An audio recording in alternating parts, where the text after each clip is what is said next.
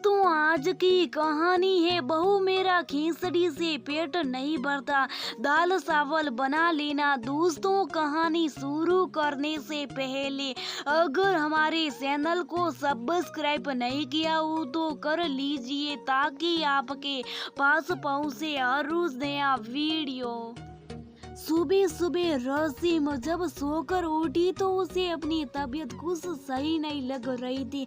मन तो क्या वापस सो जाए, लेकिन अगर दोबारा लेटी तो सारे काम लेट हो जाएंगे। वैसे तो आज संडे था, सभी आराम से सो रहे थे, लेकिन एक औरत के लिए संडे सपना तरीका ही है। रसीम वर्किंग वुमेन है, लेकिन है तो औरत। रात को ही बच्चों व पति देव ने अपने मनपसंद नाश्ते की फरमाइश कर दी थी।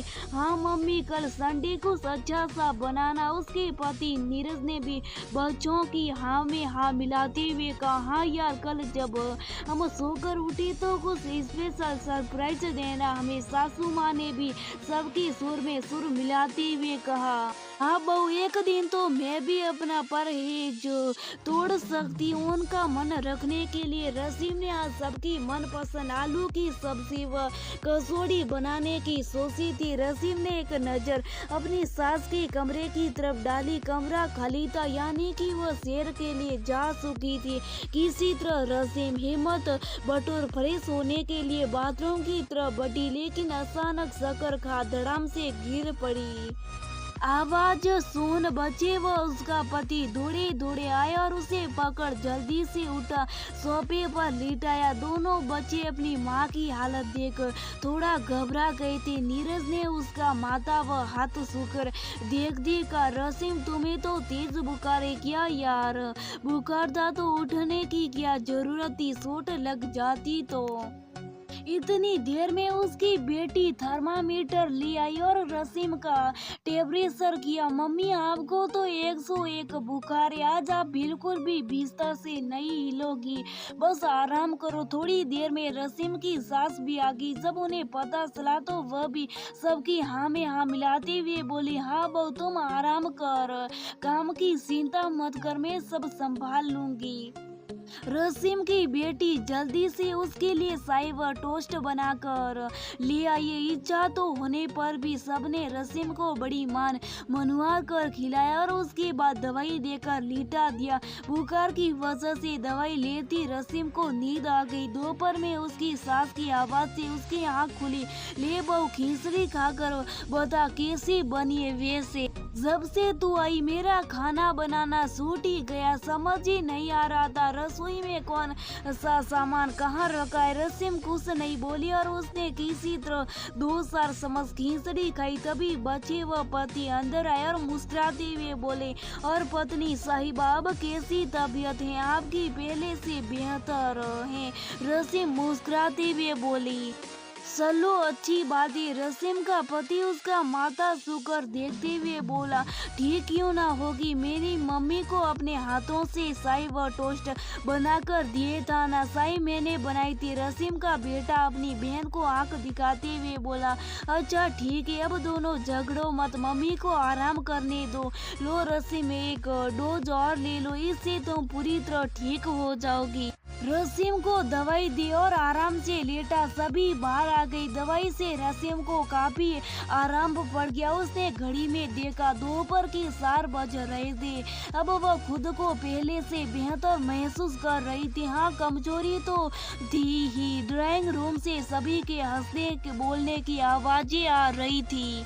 सबके साथ हंसने बोलने से मन थोड़ा ठीक हो गया। ये सोचकर वह बाहर आई तो देखा पूरा घर अस्त व्यवस्था, कपड़े इधर उधर पड़े थे, यहाँ तक कि जो खाना हुआ ने बाहर से मंगवा कर खाया था उसके पैकेट भी डाइनिंग टेबल पर के त्यों के दो पड़े उसे मुंह सिढ़ा रहे थे। मम्मी, अब आपकी तबीयत कैसी है? बच्चों ने पूछा।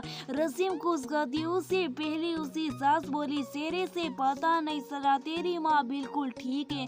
अब रसीम कुछ नहीं बोली और सोफे पर बैठ गई। रसीम के पति ने उसका हाथ व माथा छूकर देखा तो बोले, अरे हाँ यार, अब तो बुखार बिल्कुल नहीं, कमजोरी लग रही है। यार रसीम ने ना में गर्दन हिला दी। पापा मेरी मम्मी स्ट्रांग वुमेन है, देखा कुछ ही घंटों में बुखार को हरा दिया। हाँ यार बिल्कुल सही कह रहा है तू। सभी हंसी ठाकों में बेबस हो गए, लेकिन रसीम को पता था अभी नहीं तो थोड़ी देर बाद घर की हालत तो उसी सही करनी, इसलिए वह उठकर घर को संभालने लगी। अरे क्या रसीम, तुम भी थोड़ा सा आराम मिलती शुरू हो जाती। आज आराम करो, कल कर लेना। पापा कहने का कोई फायदा नहीं, पता है ना आपको। मम्मी अभी थोड़ी देर में सुपर वुमेन बनकर हर संडे की तरह घर के कोने कोने को चमकाने में लग जाएगी। हाँ ये बात तो ठीक है, तेरी मम्मी मानने वाली कहाँ। चलो भाई संभालो तुम अपने घर को, अब हम भी थोड़ा आराम कर ले। सच तुम्हारे बुखार की टेंशन से बहुत परेशान था, तुम्हें सही देखकर अब अच्छा लग रहा है।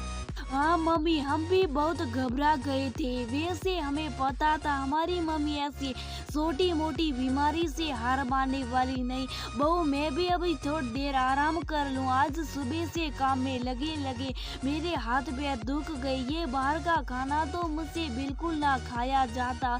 और खिचड़ी, तुझे पता है ना मुझे खिचड़ी बिल्कुल पसंद नहीं है।